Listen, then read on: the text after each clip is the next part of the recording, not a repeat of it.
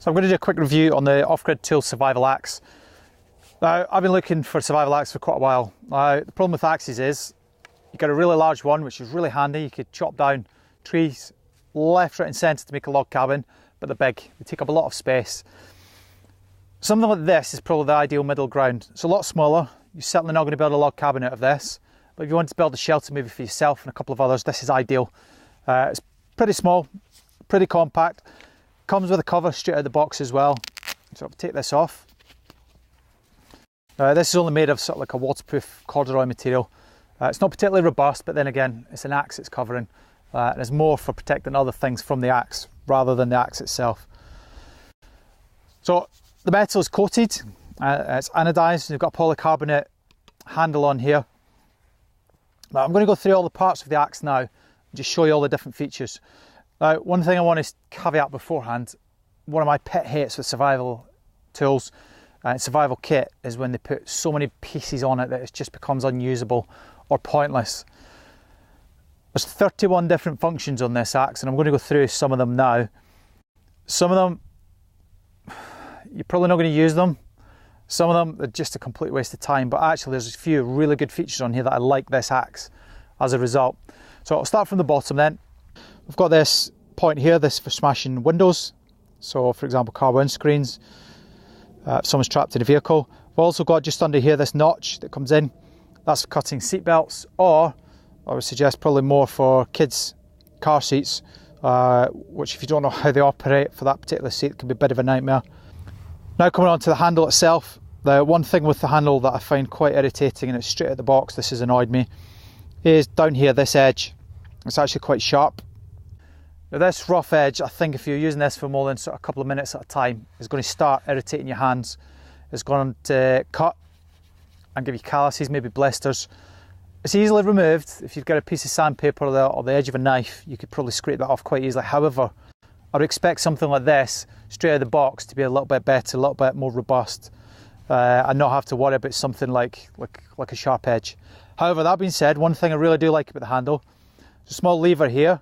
If you press that in and turn it, there's a blade that's in there, so it's a hacksaw blade. 6-inch blade. Now, I think this is brilliant. It's actually a stroke of genius, this, because one of the things with an axe is great for chopping down trees that are 4 or 5 inches thick. If you've only got a small branch, a small limb that's maybe, I don't know, half an inch thick, it's a lot of work using an axe for something like that, and it bounces about, you've got to hold it. It just becomes infuriating to try and do it. Having a small blade on here that you could just very quickly turn around, saw through what you need to get it off, I think that's a great idea. These blades are also replaceable, so you, when it does get blunt, you can have 2 or 3 of these in your go kit and you're good to go. It's going to be really quite handy for you. Looking at the axe head itself then, there's quite a few features in here. Obviously the main one, we've got the blade here. The blade straight out of the box is actually quite sharp. I think that'll probably be okay, and we'll check that in a second. I think you're probably going to be good to go straight out the packet with this, which is good. I've bought things in the past that haven't been sharp, and you've got to sharpen them, which kind of defeats the purpose really. But this seems to be pretty good so far. Down here you've got a series of wrenches for a series of bolts, both in inches and millimetres, so they've got a fair old mix there which will cover most of the common sizes. Got this small notch here for bending wires, and I suppose you could use this for sort of wedging out nails and light from wood. Got a small surface here which can be used for prying open things like tins, not your tins of beans, more like tins of paint, and this point here is a tin opener for your tins of beans. Got this area here, this sort of knurled edge. The exact term that they use for this, I'm just checking it now, is demolition grip teeth. So what I think this is meant to be used for is if you have maybe an edge of concrete, you put this in and you wedge it and try and break it off. How much good that's going to be for you, I don't know. And for me, I think that's just surplus to requirements. It's just gimmickry. I don't think that's actually providing anything really. One of the parts I do like is this hammerhead on the top here.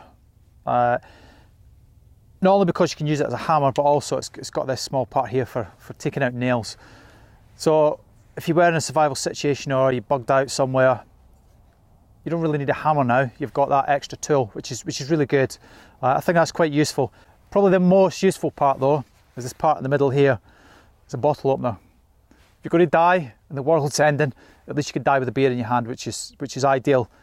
This can also double up as well as a wrench for gas fittings.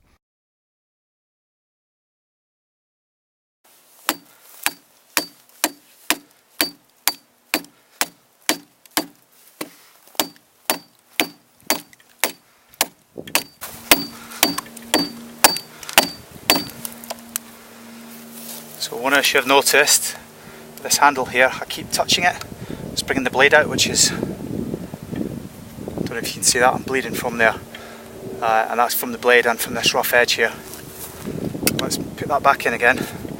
It's unfortunate if I hold further up I don't get the momentum on the axe if I hold it down, just with me hitting, pressing this in. So let's see how we go on.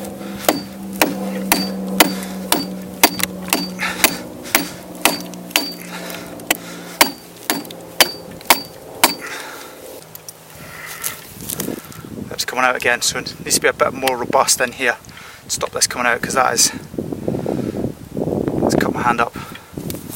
Not a big cut, but you could get infection in there. Let's try the saw. Take the saw blade out now.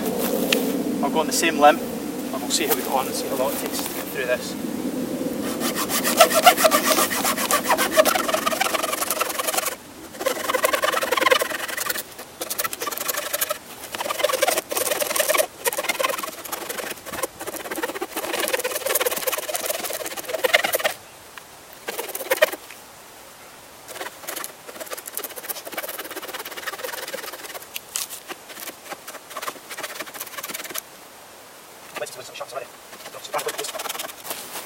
So I managed to saw through this piece of wood, which is probably what, 3.5, 4 inches across.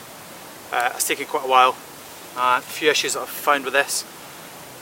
The blade itself keeps hitting this part, so you're probably restricted to a limb that's probably, I don't know, 2.5, 3 inches. You can't get that forward and back motion because it keeps hitting off here. And the blade's canted, which although will help in some respect, the cutting through, it's actually creating more of an issue with impacting this sooner. Perhaps the biggest bit, and this is a real issue, is this hammerhead here. If you're using this single-handedly, I'll use this hand so you can see it a bit better. That comes very close to your arteries here and your blood vessels. If you're cutting and you slip, it's going to run right down there, and that's quite sharp. That's going to do you an injury, quite a bad injury.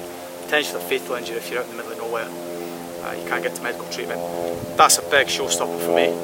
And even with the cover on there, cover wrapped around here, so it doesn't actually cover this still, so you would need to put something over it, I think. That'd be an easy fix for off-grid tools, just a little plastic cover that you can hook over. That would get rid of that issue. In terms of the blade, yeah, it's still actually quite sharp. It's not one blunt. I'm still a fan of this, but I think it maybe just needs refining a little bit so that the blade comes out a bit further, or maybe even a longer, slightly longer blade. I don't know what the solution is, but it's not ideal. Axe itself, so the axe head still, the cutting edge still seems quite robust. Doesn't seem to be any issues with that, which is good. And it seems to be still fairly sharp. I'd definitely pack a sharpener with me though, if I was going out with this, just so that I can resharpen it.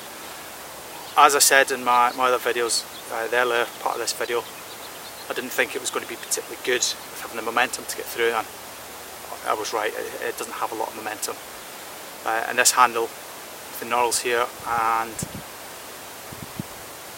these sharp edges again, I mean they're a nightmare. I've got marks on my hand from it.